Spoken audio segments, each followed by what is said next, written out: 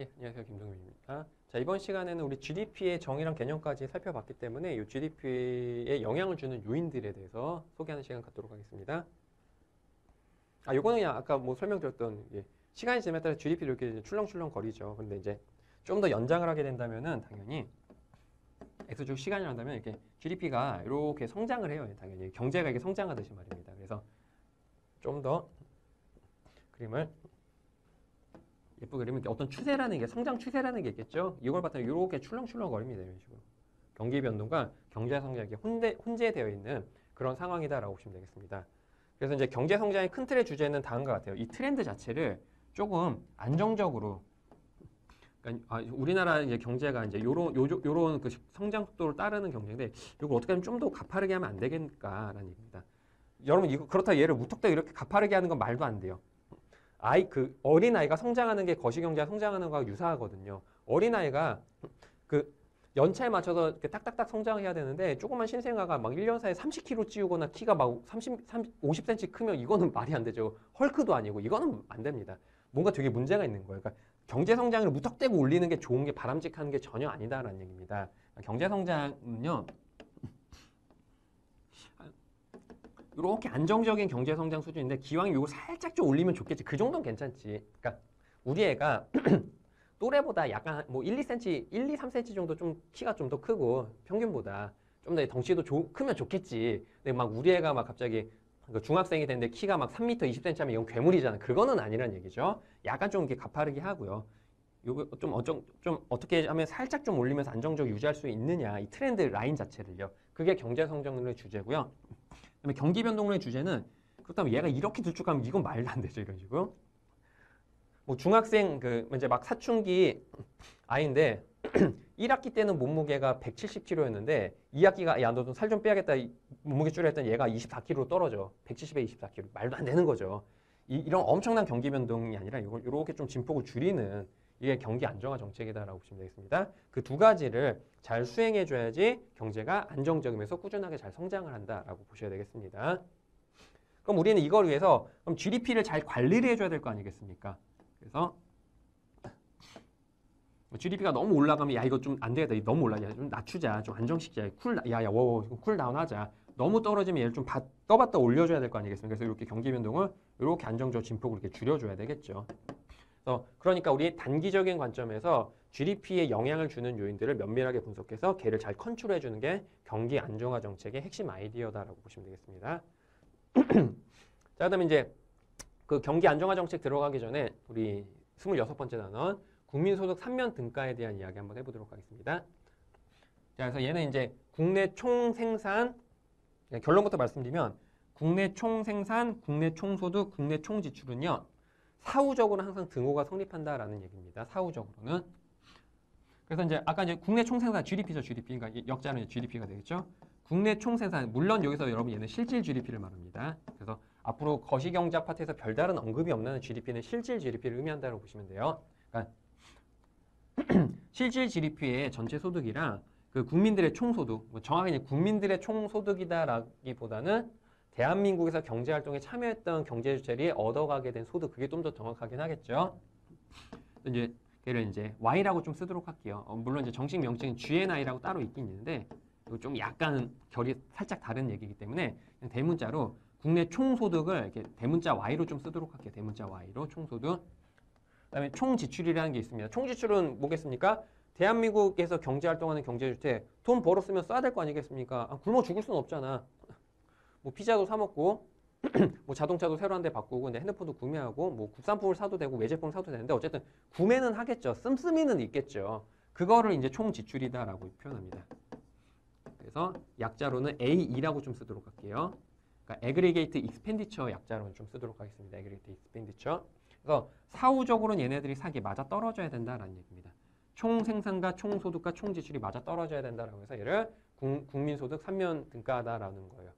근데 여기 국민소득이라기보다는 이제 국내소득 3면 등가라고 쓰는 게 좀 적합한 용어긴 한데 이게 몇십 년 전에는 이게 국민소득이라는 용어가 있었거든요. 그래서 그때 관례적으로 굳어지다 보니까 이제 국민소득 3면 등가다라고 보여지고요. 그냥 줄여서 그냥 총소득 3면 등가 혹은 총생산 3면 등가다라고 보시면 되겠습니다. 그러니까 얘가 언제 어디서나 초 단위로, 그러니까 1조, 분 단위로 얘가 딱 등호가 될 필요는 없어요. 근데 이제 사전적, 이제 사후적으로 정산하게 됐더니 얘가 딱딱 맞아 떨어져야 된다는 얘기입니다. 즉 일시적으로는 여러분 이렇게 될 수도 있고 이렇게 될 수도 있어요. 일시적으로는. 그런데 얘가 아주 빠른 속도로 이렇게 등호를 달성해 나간다라고 이제 보시면 되겠습니다.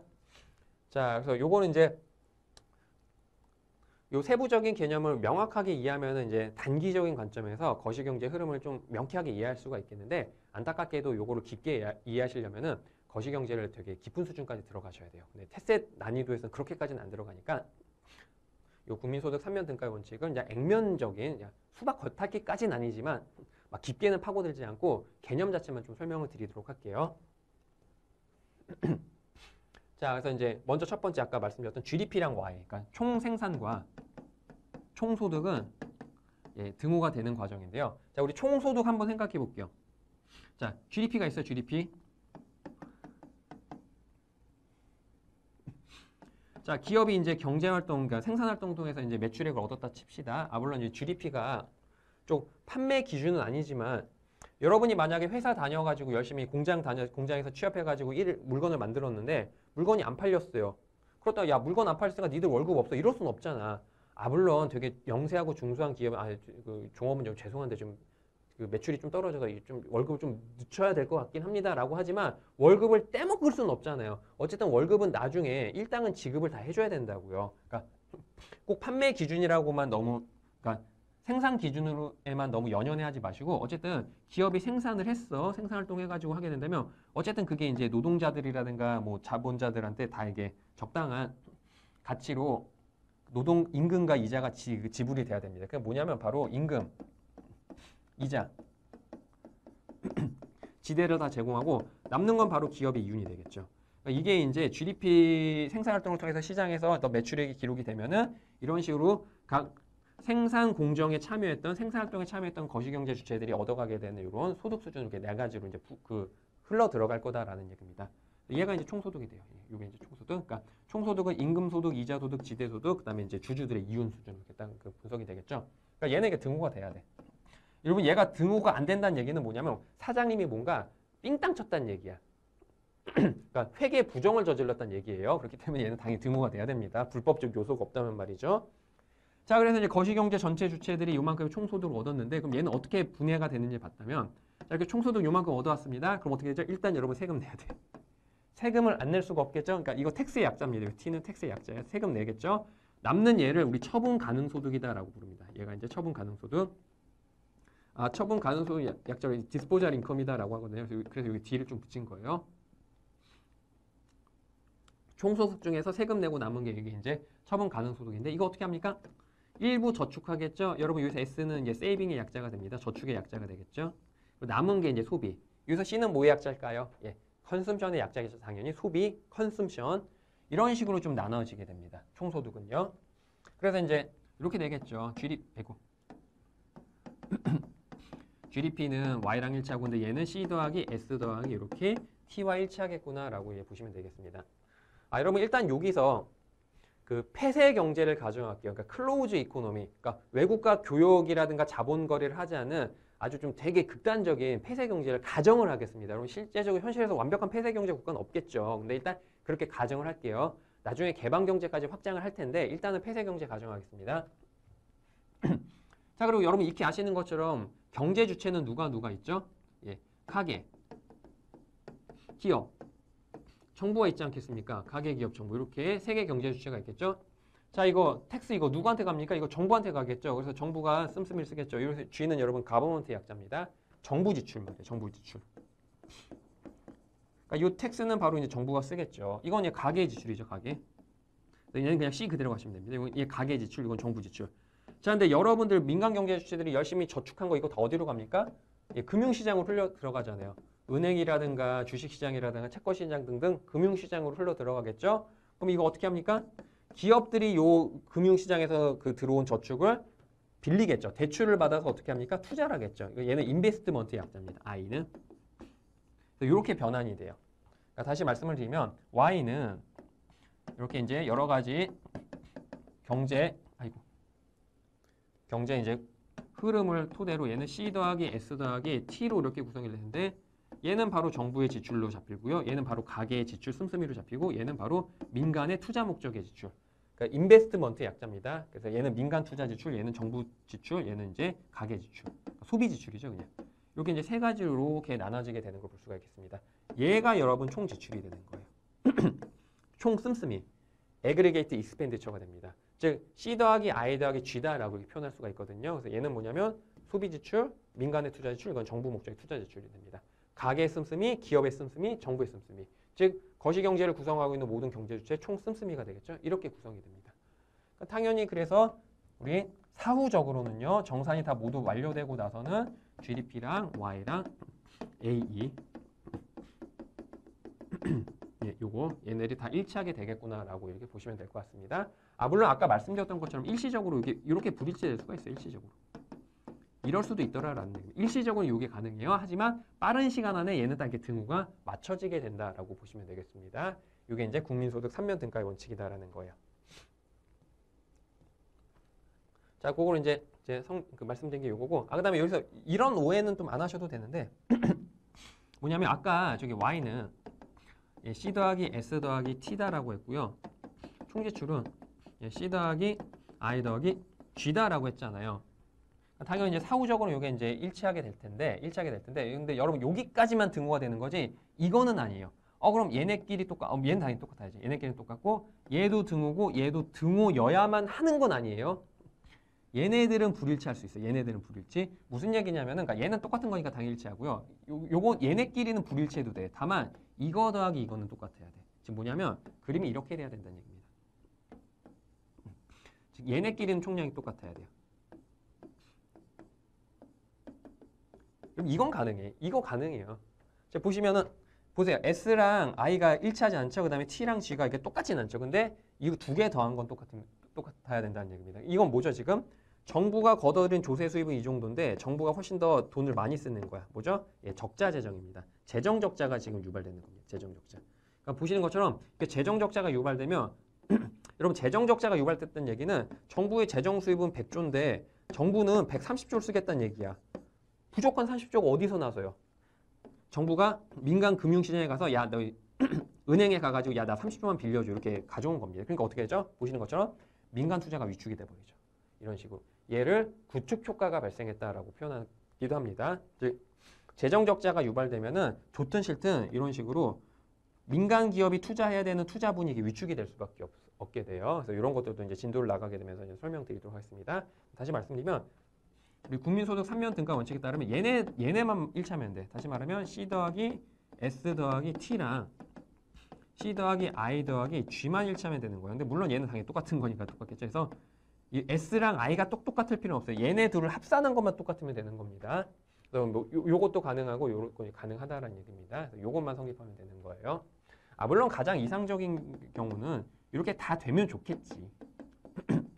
각각 이렇게 딱딱 맞아떨어지면 가장 이상적이긴 하겠습니다만은 경우에 따라서는 얘를 꼭 반드시 얘네 각각 등호가 돼야 돼라는 거를 고집할 필요는 없다라는 얘기입니다. 뭐 경우에 따라서는 정부도 좀 빚을 낼 수도 있겠죠. 긴급 상황에서는. 나중에 갚으면 되니까. 자, 이렇게 이제 봐주시면 될 것 같습니다. 자, 그 다음에 요거는 조금 난이도가 높은 개념인데요. 개방 경제에서 국민소득 3면 등가 원칙이 되겠습니다. 그래서 이거를 여러분 좀 이해를 잘 해주시면 좋을 텐데 그게 아니라고 한다면 넘어가실 수밖에 없어요. 난이도가 좀 높은 개념이거든요. 자, 이제 오픈 이코노미 보도록 할게요. 오픈 이코노미. 개방 경제. 외국과 교역을 합니다. 수출 수입을 하게 되는 일반적인 상황을 좀 생각해 보셔야 되겠죠. 이때는 이렇게 바뀌어요.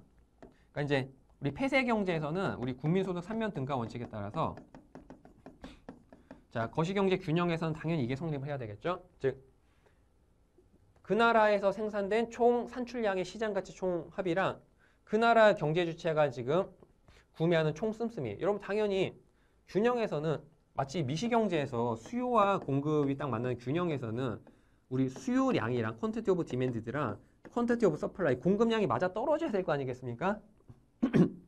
즉 기업이 물건 100개 만들었고 우리 소비자가 딱 물건을 100개 구매하게 되면 딱 시장이 완벽한 균형이 되는 거죠. 마찬가지로 거시경제에서도 대한민국에서 경제활동하는 경제주체가 시가 100조짜리 재화나 서비스를 만들어냈어요. 근데 가계, 기업, 정부의 씀씀이도 딱 100조가 돼야지 우리는 균형이다라고 이름을 붙일 수 있는 거 아니겠습니까? 그래서 우리 폐쇄 경제에서는 당연히 이게 성립을 하는데 개방 경제에서는 얘기가 좀 달라질 수가 있다는 얘기입니다. 개방 경제에서는 당연히 이것도 가능해요. 아이고.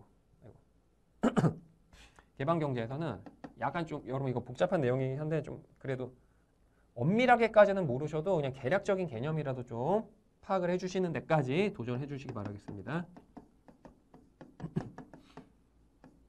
이게 꼭 일치할 필요는 없어요. 이럴 수도 있겠죠. 이거 가능해요. 개방 경제에서는. 그러니까 여러분 얘는 메이드 인 코리아. 대한민국 국경 안에서 생산 활동이 이루어진 재화나 서비스 총량이잖아요. 즉 메이드 인 코리아라고 메이드 인 코리아. 메이드 인 코리아 제품이 100조 물건이 나왔는데 우리 가게가 나 80조어치 저기 물건 살래. 나 저기 20조어치 살래. 정부도 당연히 구매할 거 아니겠습니까? 정부도 이제 나라 살림하려면 여러 가지 구매가 필요하겠죠. 나는 저기 30조어치 물건 구매할래. 이거 어떻게 된 거죠? 이렇게 된 거네? 이거 130조야. 이거 뭐죠? 야, 한국에서 만든 물건은 총량은 130조인데 한국에서 경제활동을 하는 애들은 130조어치만큼 물건을 지금 구매한 겁니다. 야, 이거 남는 30조 어떻게 된 거죠? 어떻게 되긴 외국 거 들어온 거지. 수입이란 얘기입니다. 외국 거 들어왔다는 얘기입니다. 물론 당연히 이것도 가능해요. 그래서 우리가 지금 메이드 인 코리아 제품이 지금 GDP가 100조인데 국내에서 경제활동하는 애들은 70조까지밖에 물건 안 샀어. 야, 이거 30조 이거 남는 거 어떻게 된 거야? 이거 뭐긴 외국 사람들이 대신 사준 거죠. 그러니까 개방 경제에서는 수출 수입이 들어가줘야 된다는 얘기예요. 수출 수입이 이렇게 들어가줘야 되는 거예요. 그래서 개방 경제까지 고려하게 된다면은 대한민국에서 메이드 인 코리아 제품은요. 대한민국에서 CIG에다가 외국 사람이 사준 거에다가 외국에서 우리나라가 외국 물건 사준 걸 이렇게 빼줘야지 이 공식이 딱 성립하게 됩니다. 그래서 개방 경제를 고려한다면은 국민소득 3년 등가의 최종 균형 조건에서는 요거에다가 X가 더해지고 M이 이렇게 이제 빠지게 된다라고 보시면 되겠습니다. 우리는 여기 X는 여러분 수출액을 말하는 거예요. 수출. 여기 X 수출. 얘는 수입이 됩니다. 수입. 그래서 이제 보시는 것처럼 얘를 순수출이다라고 표현합니다. 넷 엑스포트다라고 해서 순수출, 즉 경상수지 흑자액을 말하는 겁니다. 여러분 당연히 이제 수출이 많으면 얘는 이제 0보다 크겠죠. 경상수지 흑자. 근데 반대로 수입이 더 많으면은 넷 엑스포트는 음수가 되겠죠. 이것까지 좀 고려를 해줘야 된다라는 얘기입니다. 이제 그거를 이제 그래프로 좀 설명한 게 여기 밑에 있는 그 개념이 되겠고요. 여러분들 한 요 정도까지만 이제 좀 파악을 하고, 그러니까 요거에 대한 좀 부연 설명은 테스트 범위를 벗어나기 때문에 제가 더 설명을 드리거나 들어가진 않겠습니다. 그래서 요거는 그냥 어떻게 보면 이게 명확하게 개념 숙지가 안 되신 분들이 요 밑에 내용까지 읽게 되면 더 헷갈리실지도 모르기 때문에 지금 제가 요 강의 여기까지 설명드린 요 공식 위주로만 설명을 하고 이거에 대해서 좀 엄밀한 이해가 되신 분들은 밑에 그림 해석이라든가 요 밑에 부연 설명 내용까지 들어가시는 거를 권장을 드립니다. 자, 그래서 이제 결과적으로 이렇게 되는 거예요. 그러니까 요 동그라미 3번이 여러분 얘는 좀 중요합니다. 얘는 역시 요 위의 내용을 뭐 엄밀하게 모르셔도 요 동그라미 3번은 대략적으로 어떤 개념인지 파악하실 수가 있을 겁니다. 자, 그러니까 우리가 지금 여기서 보려는 건 뭐냐면 바로 이 GDP에 영향을 미치는 요인들을 보려고 하는 거잖아요. 그러니까 GDP에 영향을 미치는 요인들을 봐서 이 각각의 요인들을 잘 컨트롤한다면 우리는 최종적으로 GDP도 잘 통제할 수 있지 않겠느냐라는 거거든요. 그러면 GDP는 어쨌든 그 시장의 균형이 원활하게 이루어진 상황에서 즉 사후적으로는 요렇게 구성이 되겠구나 라는 거예요. 자, 그다음 여기서는 좀 약간 난이도가 높은 개념이라서 저 그냥 받아만 드려주시기 바라겠습니다. 우리 단기적인 관점에서는요. 여기서 말하는 단기적이라는 거는 좀 미시경제학에서 단기를 말하는 건 아니고 이제 거시경제학적인 단기 개념이긴 한데 대략적으로 한 뭐 2, 3년 정도 기간을 말합니다. 이 정도 기간에서는요. 얘가 요놈에 영향을 미치는 게 도드라지게 보입니다. 즉 얘가 원인이고요. 결과가 이렇게 바뀌는 겁니다. 단기적인 관점에서 그래요. 근데 장기적인 관점에서는 꼭 그렇지도 않더라고요. 장기적인 관점에서는 요놈이 반대로 요놈에 영향을 주기도 하더라고요. 근데 이제 단기적인 관점에서는 일단 얘는 무시하시고 요놈이 변하게 되면은 그게 GDP에 바로 영향을 준다라고 보시면 되겠습니다. 이거는 되게 직관적으로도 바로 말씀을 드릴 수가 있어요. 자, 보시면 지금 현재 우리나라 대한민국 GDP가 만약에 GDP 총생산이죠. 100조라고 할게요. 물론 우리는 지금 2000조 가까이 될 것 같은데 뭐 정확한 숫자 모르겠으면 좀 그냥 숫자에 편하게 예시로 100조 정도의 GDP를 기록하고 있는 국가가 있다고 한번 가정할게요. 그러면 이 나라는 지금 당장은 이게 맞아 떨어지고 있을 거야. 뭐 이 각각의 얘네들이 항목이 얼마인지 모르겠는데 뭐 대충 할까요? 뭐 뭐 50조, 뭐 얘 20조, 얘 10조라고 할게요. 그럼 얘가 얼마가 돼? 딱 등호가 되죠. 얘도 20조 이렇게. 딱 이렇게 해서 이제 그 거시경의 균형이 이루어지고 있는 국가다라고 한번 해볼게요. 이런 국가였는데 어떤 일이 벌어질까요? 갑작스럽게 국민들이 그러니까 이제 가계죠. 이 나라에서 이제 가계 소비를 담당하고 있는 경제 주체들이 야 우리 작년에는 얘는 50조 소비했는데 야 이거 한 60조로 소비 좀 늘리자라고 합니다. 그래서 얘를 60조로 늘린 거야. 60조로 늘렸는데 동시에 외국인이 야 대한민국 여기가 BTS의 나라냐 저기 한류 저기 물건 좋으니까 그 한국 물건 좀 많이 수입하자라고 해서 얘도 좀 늘어났어. 그래서 얘가 10에서 뭐 15조로 늘었다고 한번 해볼게요. 그러니까 얘는 그대로 있다고 할게요. 20에서 20으로 그대로 있는데 얘가 50에서 60조로 늘고요. 얘가 10에서 15조로 늘었다고 해볼게요. 그럼 얘가 아까는 100이었잖아요. 딱 등호였잖아. 근데 이제 어떻게 되죠? 얘가 115가 돼버렸다. 115. 115가 딱 돼버린 겁니다. 공간에서 조금 더 올릴게요. 이렇게 적어야지. 그러니까 아까는 작년이라고 할까요? 작년에는 GDP 얘 100이었고 C 더하기 I 더하기 G 더하기 X 마이너스 M 얘가 얼마죠? 50, 20, 20 얘가 딱 10이었어요. 이거 합쳐서. 그래서 딱 등호가 맞아 떨어졌는데 올해는 어떻게 되냐면 올해 얘가 갑자기 국민들이 특히 가계가 갑자기 지출을 60조로 늘린 거야. 돈이 어디서 나? 뭐 대출 받던지 했다고 칩시다. 은행에서 돈 좀 빌린 거야. 얘는 그대로 20, 20 가고. 근데 얘가 15로 늘어났어. 그럼 얘가 얼마가 되죠? 115가 되잖아요. 115. 그러니까 작년까진 GDP가 100인데 올해 갑자기 115로 이렇게 됐어. GDP보다 뭐죠? 총 지출이잖아. 얘가 이게 역전이 돼버린 겁니다. 아까 말씀드렸죠? 얘가 일시적으로는 그 등호가 성립하지 않고 부등호가 될 수가 있다고요. 지금 무슨 얘기냐면은 작년까지는 대한민국 그 기업들이 딱 100조어치 물건을 만들 정도로 일자리를 제공하고 그 노동과 자본을 고용해서 작년까지 딱 100조 정도 물건을 만들었는데 갑자기 올해 가계의 지출이랑 외국의 수출이 늘어나는 바람에 메이드 인 코리아 제품을 찾는 총 구매액이 110조로 15% 늘어난 겁니다. 한국 메이드 인 코리아 물건이 이제 동이 나기 시작한 거야. 엄청 메이드 인 코리아 제품을 이제 작년보다 훨씬 더 많이 사는 거 아니겠습니까? 그러니까 어떻게 되는 거죠? 야, 우리 이거 수정해야겠다. 야, 우리 작년에 100조만큼 물건을 만들었는데 아니야. 얘도 늘고 얘도 늘어서 야, 지금 우리 회사 물건, 그러니까 메이드 인 코리아 제품이 되겠죠? 우리 회사 물건을 찾는 소비자들이 막 늘어나고 있어. 야, 이거 100조 안 돼. 우리 이거 있잖아. 물 들어올 때 노 줘야 될 거 아니겠습니까? 야, 이거 늘려. 115조로 늘려. 얘가 늘어난다고요. 이게 거시경제학에서 기본적인 단기적 시각이 됩니다. 그러니까 얘가 늘어나면은 우리 사장님들이 바로 얘를 다이렉트로 늘릴 거다라는 얘기입니다. 여러분 당연히 이렇게 생각하시면 안 됩니다.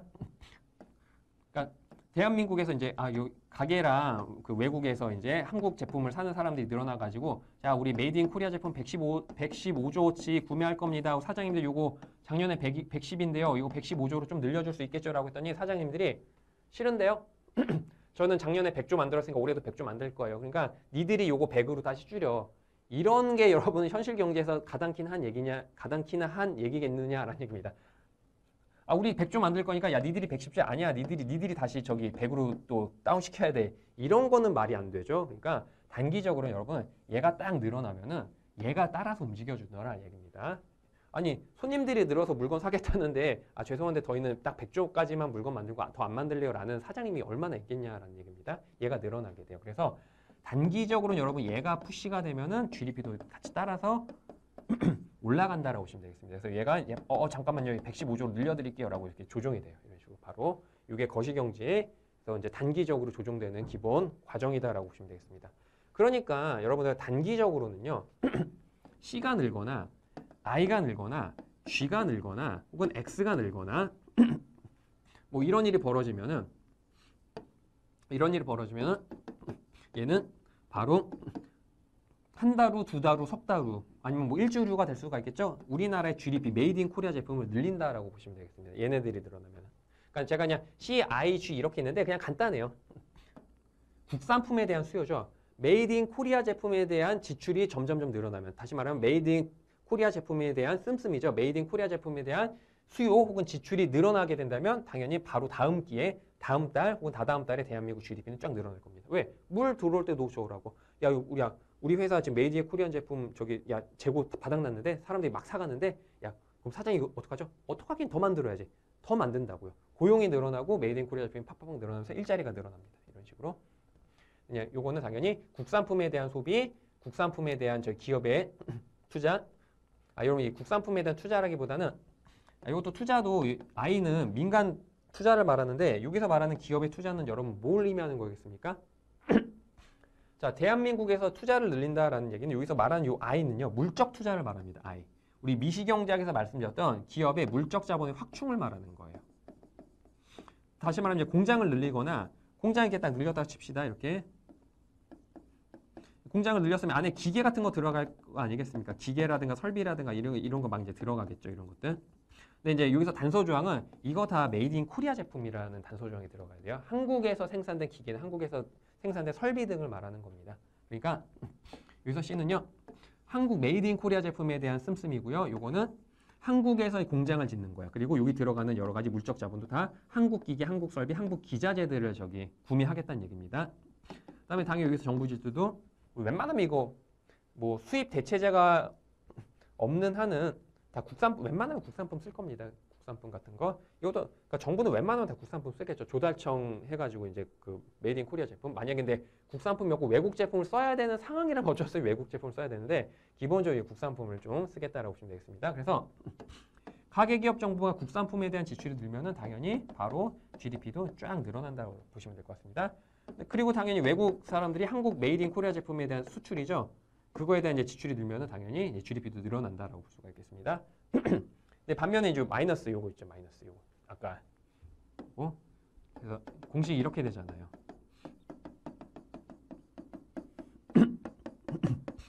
그래서 만약에 이제 수입이 느는 거야. 수입. 외국 제품에 대한 수요가 늘면은 이거는 뭐 반드시 항상은 아니긴 한데 보통 그렇지 않겠어요? 자, 가계기업 정부의 이제 총 기본 씀씀이가 이렇게 있습니다. 좀 씀씀이. 씀씀이가 이렇게 있는데 물론 거기도 당연히 여러분 이제 수입도 이게 들어가 있어요. 그러니까 우리나라 국민들이 다 메이드 인 코리아 제품만 다 사는 건 아니잖아요. 여러분 가끔 외국산 수입 맥주도 먹을 수 있고 외제차 살 수도 있고 그러잖아요. 기업도 당연히 메이드 인 코리아 제품만 사는 게 아니라 외국에서 독일제 부품이라든가 이런 거 다 수입하겠죠. 그래서 컴퓨터 같은 것도 여러분들 그 CPU 같은 건 인텔이라든가 암드라든가 외국 거 쓰잖아요. 그런 게 있겠죠. 근데 여기서 수입이 늘어나. 그럼 수입이 늘었다는 얘기는 어쩔 수 없이 좋든 싫든 일정 부분 메이드 인 코리아 제품에 대한 지출을 줄일 거다라는 얘기. 내가 아까 여기 그림을 좀 잠깐 다시 그릴게요. 가계기업 정보에 이제 총 씀씀이가 이렇게 있을 텐데 이 중에 일부는 외국 제품이고 이제 국산품에 대한 이런 지출일 거예요. 근데 여기서 수입이 늘어나면은 아무래도 이렇게 늘어나겠죠. 이런 식으로. 그러니까 국산품에 대한 수요가 줄어들니까 당연히 어떻게 됩니까? 메이드 인 코리아 제품 전에 비해서 덜 사게 되겠죠. 그러니까 어떻게 됩니까? 기업이 메이드 인 코리아 제품 생산을 줄이겠죠. 그러니까 GDP가 위축될 겁니다. 이제 위축이 된다라고 이렇게 보시면 되겠습니다. 물론 극히 희박한 확률이긴 합니다만은 뭐 이럴 수도 있겠죠. 이럴 수도 있겠죠. 이게 이제 대한민국에서 경제 활동하는 이제 경제 주체 총 씀씀인데 여기 이제 국산품 이렇게 쓰고요. 수입은 이만큼 있는데 갑자기 얘네들이 그냥 이쪽 방향으로 외국 제품에 대한 수입을 더 늘려요. 외제품에 대한 수요 늘려. 대신에 국산품에 대한 수요는 하나도 안 줄여. 이런 경우는 흔치 않긴 한데 뭐 불가능하진 않겠죠. 이렇게 되면 우리나라 GDP는 안 줍니다. 이렇게 되면 GDP는 안 줄어들어요. 여러분 이제 GDP를 늘리고 줄이는 건 간단해요. 여러분들. 메이드 인 코리아 제품에 대한 수요가 늘면 GDP가 늘어나는 거예요. 메이드 인 코리아 제품에 대한 수요가 줄어들면 GDP가 줄어드는 겁니다. 근데 뭐 되게 희박한 확률이긴 한데 야 우리 저 외국 제품 좀 더 사자. 그럼 국산품 줄여야 되나요? 아니 국산품 그대로 사고 그냥 요것만 더 사자라고 한다면 대한민국 GDP는 안 줄긴 합니다. 근데 보통 이런 경우는 없겠죠. 야 외국 제품 수요 늘리자. 약간 외국 제품 샀어? 그럼 국산품 안 써도 되겠네? 얘 줄이자라고 해서 이렇게 되면 그래서 이제 GDP가 좀 위축되긴 합니다. 그래서 여러분 국산품을 씁시다, 국산품을 애용합시다라는 게 별게 아니라 대한민국 GDP를 좀 굳건히 유지시켜주기 위한 목적이 되게 강하다라고 보실 수가 있겠죠. 그렇다고 여러분들 뭐 외국 제품 하나도 사지 말아요. 그건 아니지. 외국 제품이 또 품질 좋고 그러면 어쩔 수 없이 그걸 사야 되면은 그건 뭐 사야죠. 외국 사람도 당연히 우리나라 제품 많이 사주니까 우리도 외국 제품 필요할 때는 이제 당연히 사줘야 된다라고 보셔야 되겠습니다. 그래서 이런 것들 제가 만약에 서울우유를 하나 구매했어. 서울우유. 뭐 상호가 나와서 좀 그렇긴 한데 여러분 이거 당연히 얘는 메이드 인 코리아가 되겠죠. 메이드 인 코리아. 제가 이걸 구매해 주게 되면은 이런 행위 자체가 지금 당장은 아니지만 내일이든 다음 주든 다음 달이든 대한민국 GDP를 올려줄 거다라는 거 보는 겁니다. 왜 그렇죠? 제가 이걸 구매했기 때문에 편의점에 있는 서울우유 재고가 하나 줄어들 거 아니겠습니까? 그럼 바로 본사에 연락되겠죠? 서울우유 어디 점에서 저기 재고 떨어져서 주문 하나 더 들어왔는데요. 그래, 야 서울우유 한 통 더 만들어. 이게 올라가겠죠, 이런 식으로. 그러니까 국산품에 대한 구매라든가 지출이 이렇게 늘어나게 된다면 바로 다음번에 다음 생산에 대한 미국 GDP가 푸시가 됩니다. 그러니까 얘가 떨어지게 된다면 당연히 우리 메이드 인 코리아 제품을 만드는 국내 기업의 사장님들이 얘를 이제 줄이겠죠, 이런 식으로. 그래서 얘가 원인이고. 국산품에 대한 지출 증감이 바로 GDP에 대한 증감에 다이렉트 영향을 준다라고 이렇게 보시면 되겠습니다. 그래서 이제 요걸 바탕으로 그러니까 이러한 관점을 우리는 뭐라고 부르냐면은 유효 수요 이론이다라고 부릅니다. 유효 수요 이론. 즉 해당 국가 그러니까 우리나라 지금 메이드 인 코리아 제품에 대한 그 가계 기업 정부의 실질적인 수요죠. 그러니까 여기서 이제 요게 되겠죠. 이게 바로 그 나라의 바로 다음 기, 다음 달 혹은 다음 주, 뭐 정확한 기간은 모르겠습니다만은 바로 다음번에 그 나라의 GDP에 다이렉트로 영향을 준다라는 이 관점이 바로 유효 수요율이 되는 겁니다. 그래서 우리 이제 다음 시간에는요, 얘가 어떻게, 그러니까 요놈들의 결정 과정을 이제 좀 세밀하게 살펴보면은, 그러니까 큰 틀에서는 크게는 얘네들이 변하면 얘가 다음번에 영향을 받아요라는 거 좀 설명드린 거고요. 얘를 좀 더 세분화해서 들어가겠다는 얘기입니다. 그럼 얘는 언제 변해요? 얘는 언제 변해요? 얘는 언제 변해요? 그리고 얘는 언제 어떻게 변해요? 이런 걸 보게 된다면 GDP가 결정되는 과정을 보다 세심하게 볼 수가 있겠죠. 그래서 유효 수요 이론은 이제 더 깊게 들어가도록 하겠습니다. 지금 소개만 시켜드리면 여기 영향을 주는 거는 바로 아까 말씀드린 처분 가능 소득이 되겠어요. 즉 세금에 크게 영향을 받긴 합니다. 물론 여러분 여기 세금 말고 다양한 변수들이 있는데 유효 수요 이론에서 즉 학부 수준 테스트 난이도에서는 세금이 여기 크게 영향을 미치는 걸로 보시면 되겠습니다. 물론 다른 것도 있는데 그거는 뭐 조금 자잘하다라고 판단해서 깊게 들어가진 않을게요. 여기는 이자율입니다. 여러분 시중의 이자율. 시중의 이자율에 따라서 기업의 이제 투자가 확장되느냐 줄어드느냐 그게 다이렉트로 갈리고요. 요거는 정부의 의지에 따라서 변하기 때문에 요거는 크게 신경 안 쓰셔도 될 것 같습니다. 그다음에 요거는 이제 환율 같은 게 영향을 되게 많이 받아요. 환율이라든가 이런 것들이 크게 영향을 받습니다. 그래서 이제 유효 수요 이론부터는요, 여러분들 요 세금, 정부의 세금이라든가 시장에서 결정되는 시장의 일반적인 금융시장에서 이자율 결정 구조를 이제 면밀하게 탐독하는 시간을 이제 다음 시간부터 진도를 나간다라고 보시면 될 것 같습니다. 자, 이렇게 해서 여러분 여기까지 해서 이제 GDP에 대한 개념 좀 설명드리고요. 그다음에 여기 이제 당구장 표시로 된 거는 이제 테스트 난이도를 조금 벗어나는 보론 형식이긴 한데 근데 여러분 제가 이거는 굳이 제가 그 난이도상 설명을 드릴 필요는 없는데 보론이긴 합니다만은 요쪽 파트 있잖아요. 재정거래랑 GDP, 그다음에 GDP랑 GNI 요 파트는요. 테스트에 나올 수 있거든요. 그렇기 때문에 꼭 시간 내주셔가지고 요것도 정독을 좀 해주시기 바라겠습니다. 자, 그래서 이번 시간은 여기까지 해서 이제 GDP 개념 말씀을 드리고요. 우리 다음 시간에 아까 예고해드렸죠? 유효 수요 이론에 대한 소개하는 시간 갖도록 하겠습니다. 자, 이번 강의 여기서 마치도록 하고요. 다음 시간 다시 뵙도록 하겠습니다. 수고하셨습니다.